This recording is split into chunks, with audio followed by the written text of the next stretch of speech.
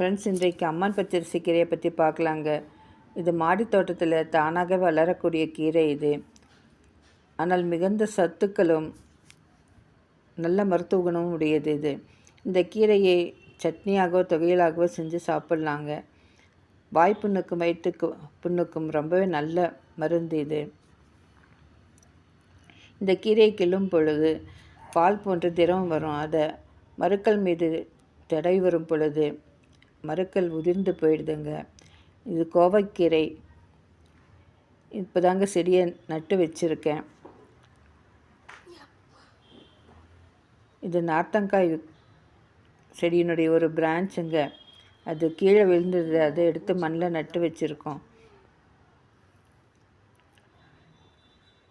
மண்புழுக்கள் தோட்டத்தில் நிறையா இருக்குங்க. வீடியோவை லைக் பண்ணுங்கள், ஷேர் பண்ணுங்கள், சப்ஸ்கிரைப் பண்ணுங்கள். Enjoy gardening.